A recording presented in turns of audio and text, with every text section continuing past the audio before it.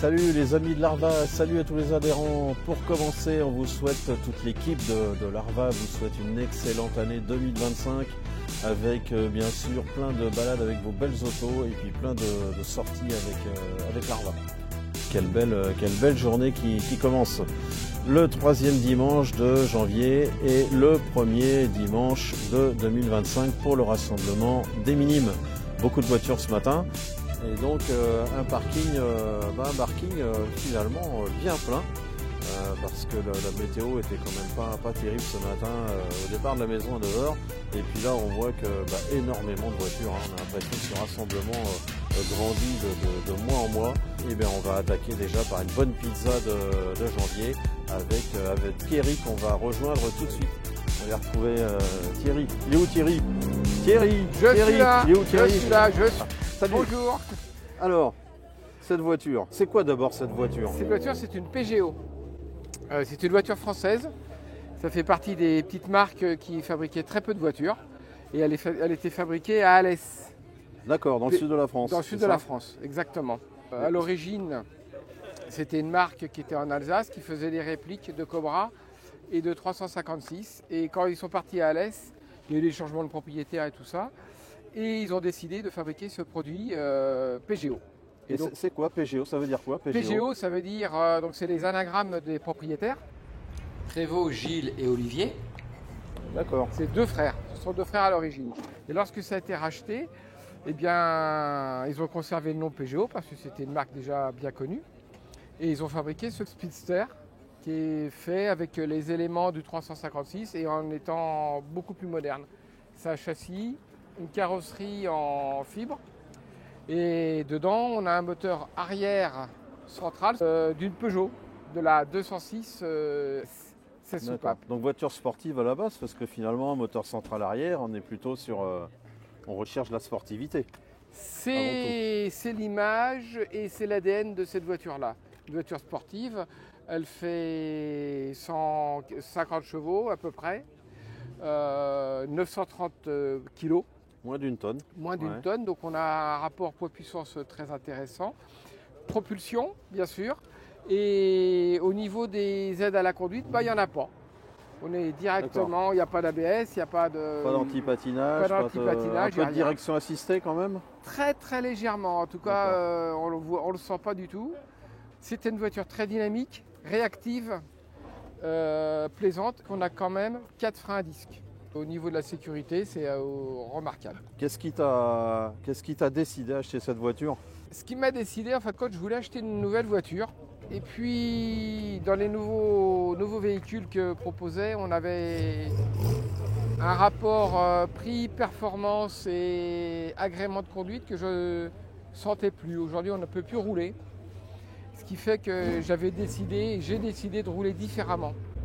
Donc de rouler dans un véhicule particulier et retrouver le goût de la conduite et du plaisir tout en restant proche de la route. On sent... Le côté voiture d'exception, voiture un petit peu différente, quoi. Voilà, rouler différemment. Tu ne recherchais pas une copie de 356 particulièrement, quelque chose comme ça? Non. Parce que c'est ce qu'on peut penser des gens qui achètent une Peugeot, c'est qu'ils souhaitent plutôt une 356, mais modernisée, on va dire. Là, ce n'était pas ton cas. Non. Moi, je voulais une voiture qui ait du caractère, qui soit un véhicule de tous les jours, parce qu'en fin de compte, c'est un moteur de Peugeot 206, donc d'un entretien, de consommation, on peut rouler tous les jours avec sans aucun souci. Et puis, avoir quand même un esprit vintage, agréable à voir, à conduire et qui ne soit pas ennuyeux à quoi que ce soit. Tu peux te mettre au volant pour nous montrer un petit peu les différents, nous détailler le tableau de bord? Alors, on a un tableau de bord à cadran. Qui est très sympa. Relativement avec une ambiance sportive. On a température d'eau, température d'huile, la pression d'huile, la charge batterie, l'horloge. Et là, on a un petit cadran avec des petits voyants qui sont très anciens. Voilà, c'est des petites loupiottes un peu rigolotes. On a un intérieur qui est un intérieur fait cuir, aussi bien sur le tableau de bord que sur la sellerie et les contreportes. cette Speedster par rapport à l'évolution qu'il y a eu, parce que chez Peugeot, il n'y a que 3 modèles. La Speedster, la Cévennes et l'Emera. Elle a l'option d'avoir les vitres électriques. Alors, toutes les commandes sont un peu étranges parce qu'il faut aller les chercher à l'arrière. Comme du reste, le réflexe de la prendre, la ceinture de sécurité, tout le monde la prend vers la gauche. Ben non, là, on la prend à la droite. Voilà. Ah oui, d'accord. Ok. On pourrait presque penser que c'est une voiture anglaise avec des particularités comme ça. On sait que les Anglais font un petit peu tout le contraire de ce qu'on voit ailleurs. Voilà. Il y a un petit côté anglais finalement. Alors le moteur, il se trouve où dans cette voiture là? Parce que alors, le moteur. Donc il y a 2 coffres si j'ai bien compris. Alors on va à voir l'intérieur, ça, il y a une malle avant. Alors on parle pas de malle, on parle pas de coffre, on parle de malle. D'accord. Oui, on peut. En fait, c'est une valise quoi, c'est ça? Ah oui, c'est un vanity case même. Hein. Il faut partir léger. Mais pas grand chose quand même. D'accord. Okay. Largement ce qu'il faut pour mettre quelques outils pour les grands voyages. Oui. Alors, c'est une vieille dame, hein, donc elle a toujours une petite bricole à resserrer. Elle vibre quand même un peu. Ça se dévisse d'un peu partout. Oui, mais c'est l'entretien courant sur ce type de voiture. Rien de particulier. Il n'y a rien en termes de mécanique, en termes d'huile, en termes de quoi que ce soit. Aucun souci. Alors derrière, c'est aussi un coffre, c'est ça? Alors, l'accès, eh bien le voilà. Et voilà. Ah oui, on voit le... Très bien planqué. Donc centrale arrière, on a bien la vraie sportive, bien équilibrée. Voilà, très équilibré, oui. Cylindrée du moteur, tu nous as dit tout à l'heure? 2 litres, c'est un petit 2 litres. D'accord. Voilà. Okay. Qu'en est-il aujourd'hui de Peugeot? Est-ce que tu as des nouvelles à nous donner? Alors oui, Peugeot n'était plus très visible sur le marché de la voiture. Ils ont eu beaucoup de difficultés, ils sont toujours en difficulté financière. Ils ont été repris par un groupe koweïtien. Et là, cette année, en 2024, enfin l'année dernière en 2024, ils ont quand même essayé d'exposer au Salon de Paris, au Grand Salon d'automobile de Paris. Et ils ont exposé un véhicule qui est destiné à faire de la piste. Ils vont s'orienter sur les véhicules très typés piste et course, avec une philosophie différente. Aujourd'hui, les Peugeot que l'on va trouver sont essentiellement des véhicules d'occasion. Alors, il y a une évolution sur les Peugeot. Ils ont quitté les moteurs Peugeot et des moteurs BMW il y a 7-8 ans.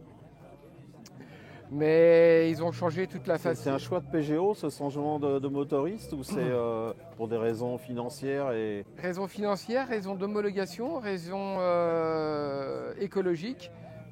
Donc ils ont été obligés d'avoir des moteurs un peu plus particuliers. Et ils ont pris le moteur BMW qu'on va retrouver dans la Mini Cooper S. Voilà. Qu'est-ce que tu aimes toi dans cette voiture? Tu aimes la regarder, tu aimes être à l'extérieur, tu préfères être à l'intérieur, au volant? Ah bah alors, paradoxalement, j'aime tout. Aussi bien la voir, me promener avec, rouler avec, parce que c'est quand même un vrai plaisir. Alors j'ai été motard anciennement, et on ressent le fait d'avoir un cabriolet, la nature, le vent, l'odeur, le calme et la sérénité. C'est vraiment très excessivement plaisant de pouvoir rouler. Tu roules toute l'année avec? Tu la sors toute l'année. Quel plaisir de rouler un cabriolet au mois de janvier par 0-2 degrés avec un super soleil. Le fameux col de Fontpatour entre La Rochelle et Niort, le seul col d'ailleurs entre La Rochelle et Niort. C'est une voiture très simple à conduire, facile. Il n'y a pas d'embêtement. Et puis peut-être moins de problèmes mécaniques finalement à rouler quasiment toutes les semaines avec, que de la sortir 3 mois par an et d'avoir des soucis à la remise en route, quoi. Oui, et puis en plus c'est une voiture simple. Donc aujourd'hui, tout à l'heure je parlais de chercher une voiture plaisir. C'est une voiture plaisir, donc pourquoi pas se faire plaisir tous les jours. On retrouve un peu le discours du propriétaire des Mazda, des MX-5. Oui, voilà, c'est la même philosophie. Enfin, on a cette même simplicité sur la Mazda MX-5. On a quelque chose de tranquille. Alors par contre, elle a un look qui est un look vintage. Un petit look rétro qui déplaît bien, pas en fin de compte, etc. Effectivement, tout à l'heure tu disais, c'est pas une 356, c'est une PGO et voilà. Non, bah moi je suis très fier d'avoir une PGO. Non, c'est très bien d'avoir fait ce choix de voiture Voilà. et non pas de chercher quelque chose qui ressemble à autre chose. Non, non, bah le panel du choix automobile dans les voitures de anciennes, ou alors c'est pas tout à fait une ancienne, elle est de 2000, enfin celle-ci est de 2005, mais la première dessin date de 2000. Tu sais combien il en reste aujourd'hui sur la route en France ou dans le monde? Alors, Combien il y en a qui roulent actuellement? Aujourd'hui, j'ai une tendance ce que j'ai compris, c'est qu'ils en avaient fabriqué 2000. Et aujourd'hui, en France, il y en aurait 250. Et au club PGO, on est 70. Et une question, Thierry, avant de terminer. J'ai vu la taille des coffres. Pour nous donner une idée de grandeur du coffre, combien de galettes des rois tu peux mettre dans le coffre? Alors, ça dépend. J'ai cru comprendre que tu avais une certaine affection pour la galette des rois, mais... Alors, moi, je suis un grand gourmand, donc dès l'instant que je peux en mettre, j'en mets. J'en mets dans le coffre, sur le siège du passager, j'en mets partout. Alors, en quantité, je ne sais pas, mais dès que j'en trouve, j'en prends et je les mets. En tout cas, merci beaucoup. Et merci. Puis, bonne route et encore beaucoup de kilomètres. Merci Thierry. Merci à vous. À bientôt. Au revoir et bonne ciao. route. Au revoir.